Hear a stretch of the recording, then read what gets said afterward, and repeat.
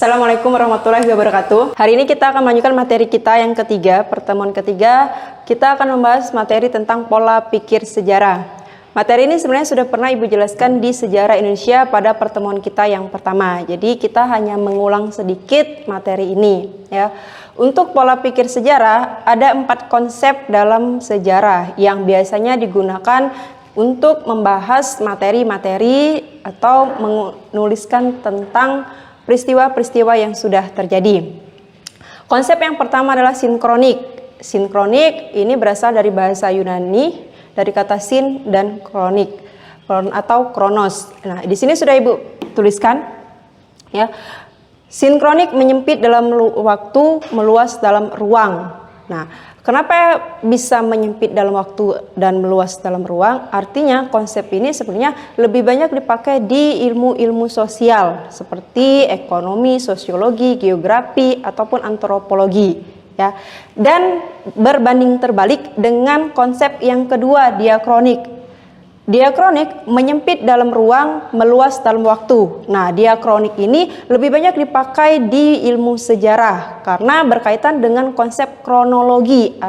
Kronologi kemarin sudah kita bahas. Kronologi adalah menyusun peristiwa sejarah berdasarkan urutan waktu dari awal terjadi sampai dengan selesai. Kemudian konsep yang ketiga adalah periodisasi atau pembabakan. Pembabakan peristiwa-peristiwa atau kejadian-kejadian menjadi beberapa bagian sesuai dengan masanya. Kenapa harus ada periodisasi? Nah, periodisasi ini diadakan karena untuk memudahkan kita dalam membahas materi-materi sejarah. Materi sejarah yang kita bahas itu sangat banyak sekali. Kemarin sudah pernah Ibu kasih contoh, misalnya kita membuat periodisasi perkembangan kebudayaan masyarakat Indonesia pada masa praksara.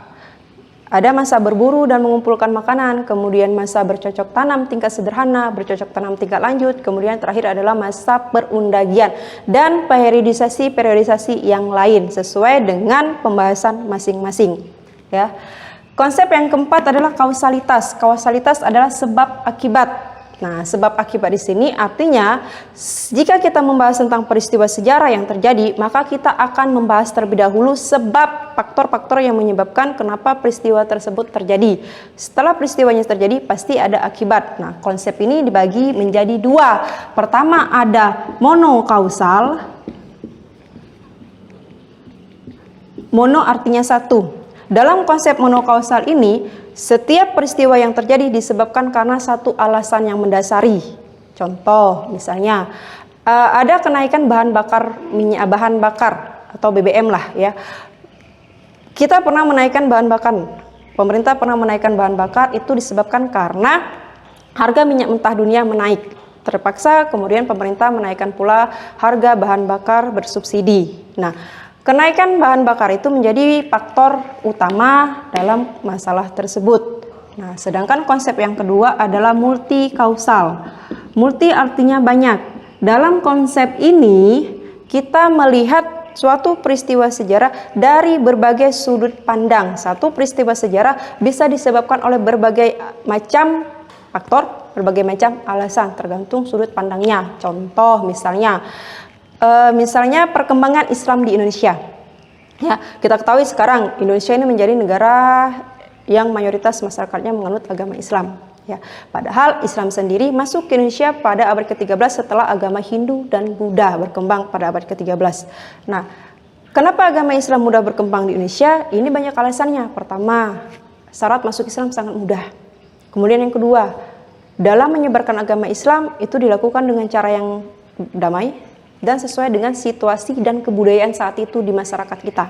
Kemudian yang ketiga, dalam agama Islam tidak ada kasta. Nah, ini yang menjadi faktor utama. Kenapa? Karena di agama sebelumnya, agama Hindu, itu kasta sangat berkembang dan membatasi ruang gerak masyarakat. Yang keempat juga, ritual-ritual keagamaan dalam agama Islam itu memerlukan biaya yang sangat sedikit. Artinya tidak membutuhkan biaya yang besar. Ya, tidak seperti agama Hindu ataupun agama Buddha yang mereka memerlukan sesaji ataupun yang lainnya untuk melakukan pemujaan atau melakukan ritual-ritual keagamaan.